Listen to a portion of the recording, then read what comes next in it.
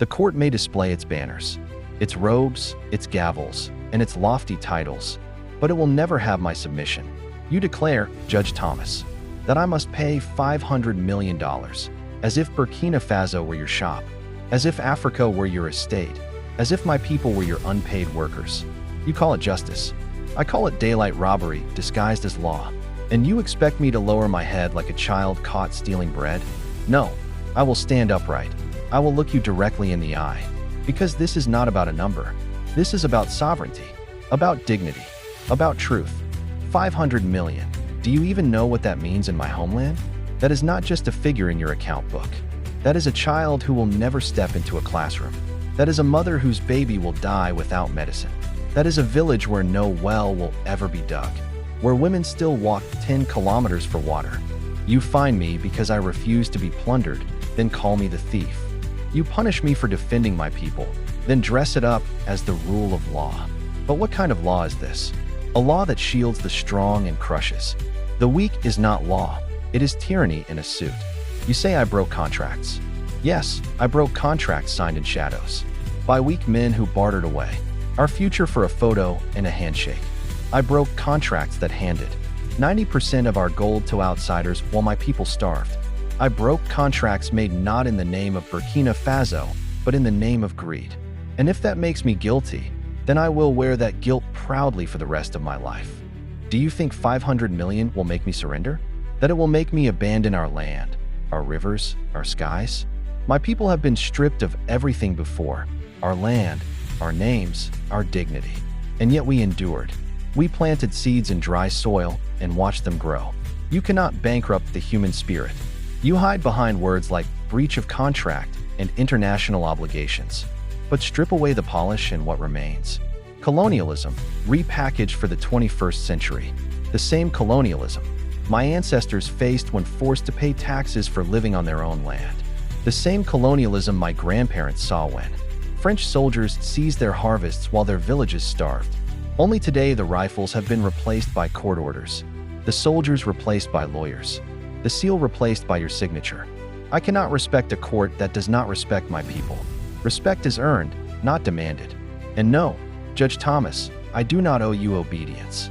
My allegiance is to the soil of Burkina Faso, to the barefoot children in our villages, to the elders whose hands tilled this earth, before your empires ever dreamed of touching it.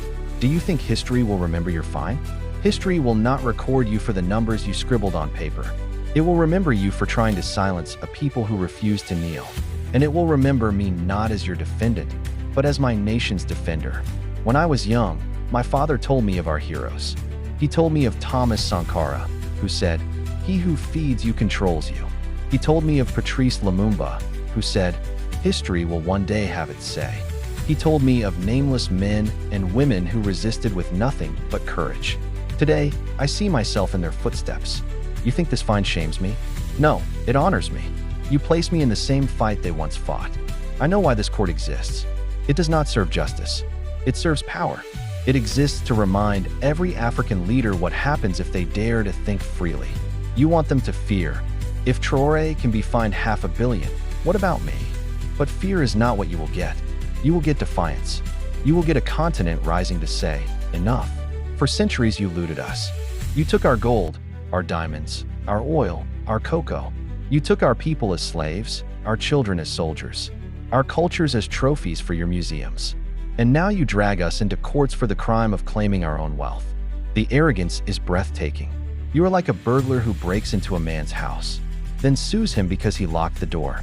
Let me speak clearly to my people.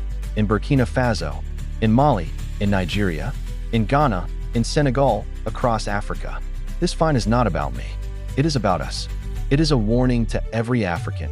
Do not resist, do not think, do not lead. And I am here to declare, we will resist. We will think, we will lead, and we will win.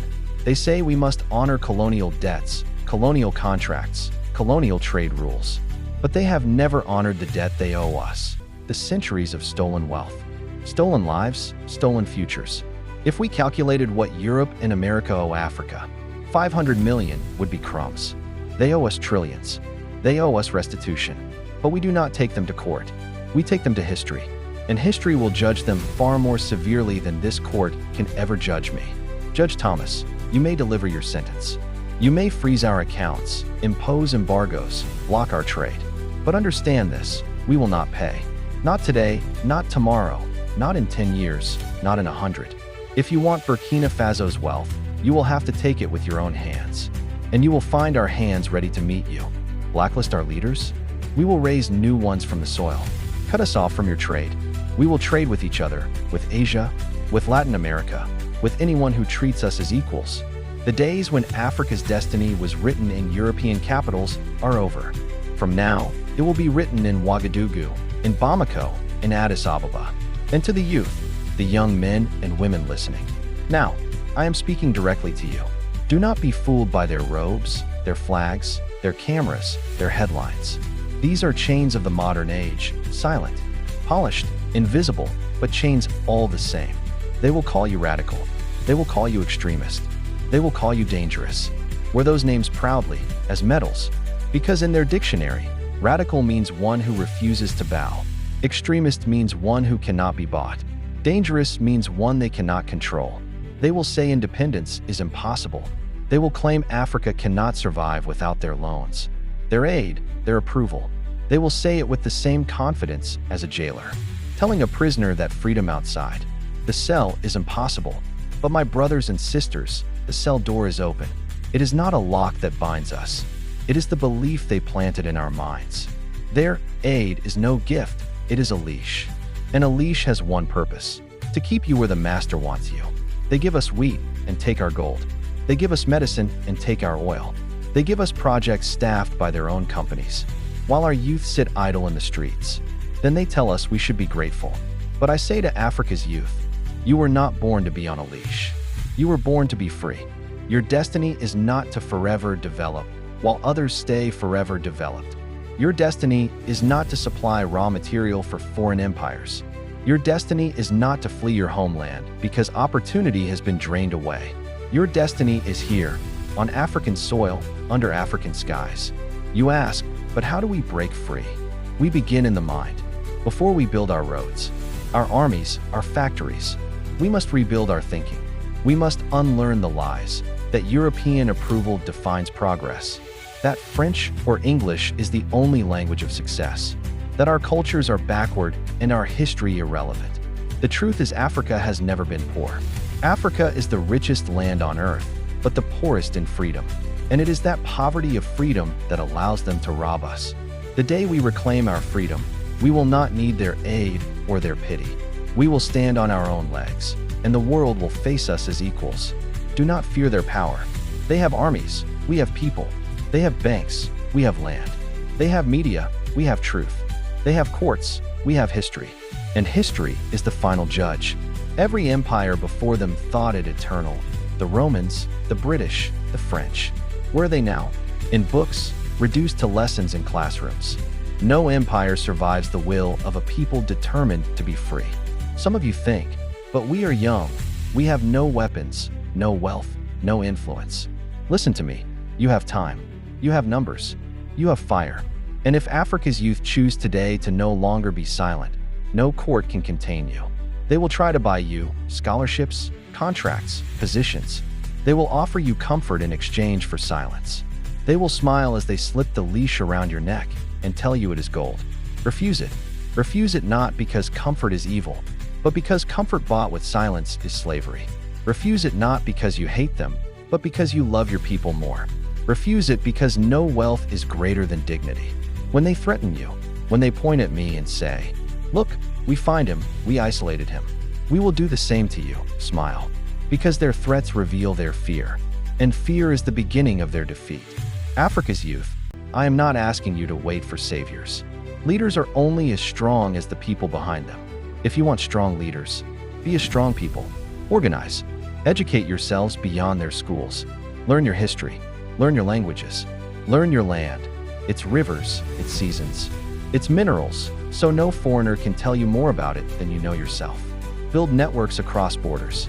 Speak to your brothers in Ghana, your sisters in Kenya, your cousins in Haiti, your friends in Brazil. Africa is not just a continent. Africa is a people, scattered by history but united by destiny. And remember this, you are not the future, you are the present. Do not wait for one day. Let now. If you wait for the perfect time, it will never come. Freedom is not given. It is taken with courage, unity, and unbreakable will. So let them call you radical. Let them call you dangerous. When the history of this century is written, it will not record the names of every judge and every fine. It will remember the generation that said enough. It will remember the youth who stood, not just for themselves, but for all those yet unborn. And I know, you are that generation.